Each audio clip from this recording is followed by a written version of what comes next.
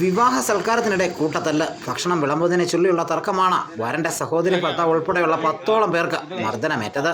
Catering തൊഴിലാളികളും കുടുംബാംഗങ്ങളും തമ്മിലാണ് അടിയുണ്ടായത്. പീരുമേട് ലൈവ് ന്യൂസ് വാർത്തകൾ നിങ്ങൾക്കായി അവതരിപ്പിക്കുന്നത് നാട്യമയൂകം നൃത്തകലാക്ഷേത്രം പാമ്പനാർ. തിരുവാതിര, കൈകൊട്ടിക്കളി, കോൽകളി, തീം ഡാൻസ് എന്നിവയുടെ ഉത്സവ പരിപാടികൾ ആഘോഷമാക്കാൻ നാട്യമയൂകം നൃത്തകലാക്ഷേത്രം പാമ്പനാർ. വണ്ടിപ്പെരിയാർ ഗ്രാമ്പി സ്വദേശികളുടെ വിവാഹ ചടങ്ങിനിടെയാണ് സംഭവം ഉണ്ടായത്. വിവാഹം കഴിഞ്ഞ ശേഷം വിരുന്നുകാരുടെ സൽക്കാരത്തിൽ ആയിരുന്നു ബന്ധുക്കളും മറ്റുള്ളവരും. ഏറ്റവും അവസാന ഭാഗത്താണ് വരന്റെ സഹോദരിയും ഭർത്താവും ഉൾപ്പെടെയുള്ള ആളുകൾ ഭക്ഷണം കഴിക്കാൻ എത്തിയത്. ഈ സമയം ടേബിളും മറ്റും വൃത്തിയാക്കിക്കൊണ്ടിരുന്ന കാറ്ററിംഗ് തൊഴിലാളികൾ ഇവർ ഇരുന്ന കസേരയിൽ ഭക്ഷണം വിളമ്പാൻ കഴിയില്ല എന്ന് പറഞ്ഞു.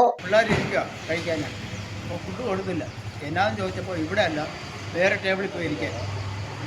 നമ്മൾ അവരുടെ തൊട്ടടുത്ത മുന്നിലായിരിക്കുന്നത്. പിള്ളേർ അവർ വിളമ്പുന്ന ടേബിളിൻ്റെ മുന്നിലായിരിക്കും. അപ്പോൾ ഈ സംഭവം കൊടുക്കാൻ പറ്റാത്ത എന്നാന്ന് ഞാൻ ഓണറടുത്ത് ചോദിച്ചു. ആ ഓണറടുത്ത് ചോദിച്ചപ്പോൾ രണ്ടുപേരും എനിക്ക് തലക്കിൻ്റെ അടി താഴെ കളഞ്ഞു.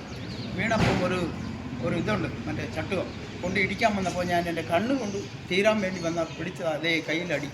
എന്നിട്ടാണ് ഇത് പിടിച്ച് അന്നേരം ഒരു ചരുവം കൊണ്ട് ഞാൻ മണ്ടയിൽ അടിച്ചു, താഴെ കളഞ്ഞു. താഴെ കറിയൊക്കെ കളഞ്ഞപ്പോൾ എനിക്ക് ഇരിക്കാൻ പറ്റില്ല. താഴെ വീണപ്പം എന്നെ ഇടിച്ച് ചവിക്കാനാകുമ്പോൾ പിള്ളേർ കയറി പിടിച്ചു. ഇത്രേ ഉള്ളൂ. ഇതേ ചൊല്ലിയുണ്ടായ തർക്കമാണ് അടിയിൽ കലാശിച്ചത്. സ്ത്രീകൾ ഉൾപ്പെടെ 10ഓളം പേർക്കാണ് പരിക്കേറ്റത്. ഇവരെ വണ്ടിപ്പെരിയാർ പ്രാഥമിക ആരോഗ്യ കേന്ദ്രം എത്തിച്ച് ചികിത്സ നൽകി. ഇവിടെ വിളമ്പാൻ പറ്റത്തില്ല എന്ന് അവർ പറഞ്ഞപ്പോഴാണ് അങ്ങോട്ടും ഇങ്ങോട്ടും വാക്കുതർക്കമൊക്കെ ഉണ്ടായത്. കാറ്ററിംഗ് സാറിനാണ് മിസ്റ്റേക്ക് എന്ന് വെച്ചാൽ ഞങ്ങൾ ഫുഡ് ഇവിടെ വിളമ്പാന്ന് പറഞ്ഞെങ്കിൽ പ്രശ്നം വരത്തില്ലായിരുന്നു. അവരിവിടെ വിളമ്പത്തില്ല, നിങ്ങൾ മാറി സീറ്റ് ഇരിക്കാൻ പറഞ്ഞു. അങ്ങനെയാണ് പ്രശ്നം ഉണ്ടായത്.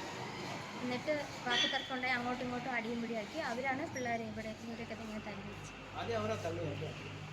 സംഭവത്തിൽ വണ്ടിപ്പെരിയാർ പോലീസ് സ്ഥലത്തെത്തി കേസെടുത്തിട്ടുണ്ട്. News bureau, Vandiperiyar.